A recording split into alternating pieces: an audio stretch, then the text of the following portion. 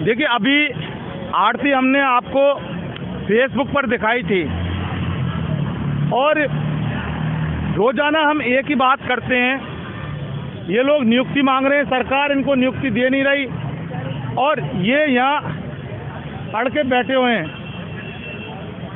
अब रोज रोज इनका क्या दिखाना, तो ऐसे में हम क्या करते हैं कि कुछ ना कुछ इनसे निकलवाने की कोशिश करने में लगे रहते हैं।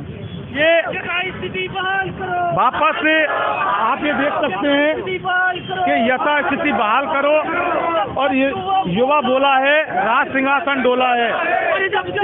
लेकिन सवाल ये है कि यह बीजेपी की सरकार का जो सिंहासन है वो बहुत बड़ा मजबूत है, ये इस तरह से नहीं डोलेगा।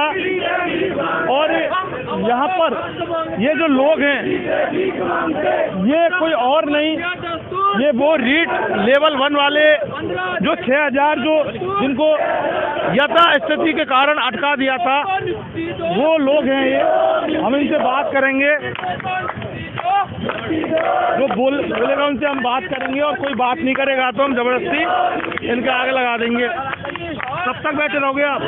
जब तक मिल नहीं जाती है तब तक सरकार से। क्या नहीं मिल जाती? ज्वाइनिंग। तो वो तो हमारा बस एक ही कहना है सर, जिस प्रकार से 15,000 छात्रों को नियुक्तियां मिली है उसी प्रकार हमें भी पोस्टिंग तक दे दी चुकी है। स्टे लगा हुआ है ना जी, पर स्टे सर बिना काम का लगा हुआ आचार संहिता के कारण, या फिर स्टे लगाओ तो पूरी भर्ती पे लगाओ। सिर्फ जिनकी पोस्टिंग हो चुकी है और नियुक्ति बाकी है उन्हीं पे क्यों स्टे लगाए?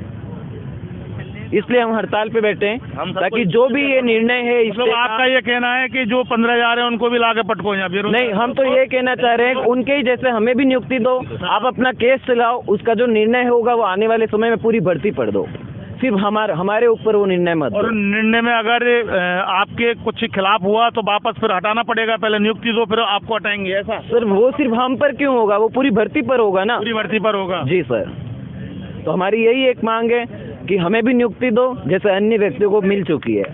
ये देखिए, ये बहुत बड़ी बात से अब आइए निकल के सामने कि हमें नियुक्ति दे दो, और जो भी फिर फैसला हो, अगर नेगेटिव आता है तो पूरी भर्ती को ही रद्द कर दो, लेकिन और अगर पॉजिटिव रहता है तो हमें नियुक्ति दे दो, और नियुक्ति अगर इनको मिल जाएगी तो ये भी नौकरी करते रहेंगे। तो हम और बात करेंगे इनसे। अब क्या इनसे बात करें? देखिए, हमें ढूंढना पड़ रहा है किससे बात करें। हाँ जी, बोलिए साहब। सर बहुत परेशान हैं हम। हाँ। और हमारी ना तो बोर्ड सुन रहा है ना सरकार सुन रही है। मेरा 4 लाइनों में एक ही कहना है कि इस भर्ती को दर्द सर कहने वालों सुनो, इस भर्ती को दर्द सर कहने वालों सुनो, कुछ भी हो हमने ये दर्द सर ले लिया, अब निगाहों से बचकर कहाँ जाएंगे, हमने उनके ही मोहल्ले में घर ले लिया। ये है जो असली बोलने वाले, और जो नियुक्ति, एक बार दोबारा और बोले थोड़ा सा। इस भर्ती को दर्द सर कहने वालों सुनो, कुछ भी हो हमने ये दर्द सर ले लिया, इस भर्ती को दर्द सर कहने वालों सुनो, कुछ भी हो हमने ये दर्द सर ले लिया, अब निगाहों से बचकर कहाँ जाओगे, हमने उनके ही मोहल्ले में घर ले लिया। यानी कि मोहल्ले में घर ले लिया, भजनलाल सरकार कहाँ जाएगी? बिल्कुल सर, कहाँ बचकर जाओगे सर? बोर्ड भी यही है, भजनलाल सरकार भी यही है, शहीद स्मारक भी यही है, शहीद स्मारक भी यही है। और आप लोग भी मीडिया कर्मी, हम मीडिया कर्मियों का बहुत बहुत तहे दिल से धन्यवाद करना चाहते हैं कि नाइट में भी और अपनी ये कहिए वो इन्वेस्टिगेशन मीडिया। हाँ बोलो मीडिया कर्मी, आप बोलो। हाँ सर, मीडिया कर्मियों को हम धन्यवाद देना चाहेंगे कि ये हमारी बात को सुनने आ रहे हैं और ये राजनेताओं तक या बोर्ड तक हमारी बात पहुंचाने के लिए इतना कष्ट सहन कर रहे हैं। हम भी सर बहुत ज़्यादा कष्ट सहन कर रहे हैं सर जी। अच्छा, आपको एक बात बताओ कि आपको ये नहीं लगता कि जो यहाँ जो सरकार जो कुछ भी करती है, वो जो ऑर्डर वो दिल्ली से आता है? यस सर, बिल्कुल दिल्ली से ही आता है जो कुछ ऑर्डर आता है सर। तो फिर आपको पता है वो दिल्ली वाले जो मोटा भाई और जो राजा जी बहुत बड़े मजबूत हैं। ये सुनो, मुझे लगता है सर, मुझे लगता है मुझे लगता है कि ये बोर्ड का मैटर है सर, ये बोर्ड का मैटर होना, ये बोर्ड का मैटर है।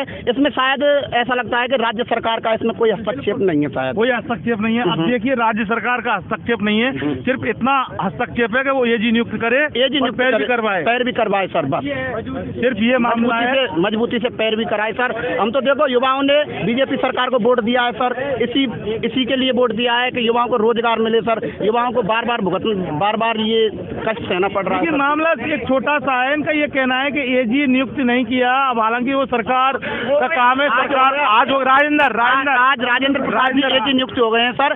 आज हम भी कोर्ट में जब थे तो हमारे भी वो सामने आया था, राजेंद्र प्रसाद को एजी नियुक्त कर दिया है।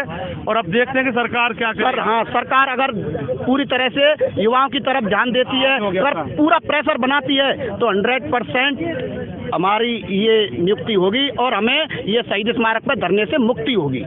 चलिए देखें इनकी नियुक्ति कब होगी और फिर उसके बाद नियुक्ति के बाद शहीद स्मारक से मुक्ति कब होगी, ये वो वक्त बताएगा जब इनकी नियुक्ति होगी। और जब इनकी नियुक्ति होगी तो फिर आपकी शहीद स्मारक से मुक्ति, शहीद स्मारक से, सिर्फ शहीद स्मारक से मुक्ति होगी।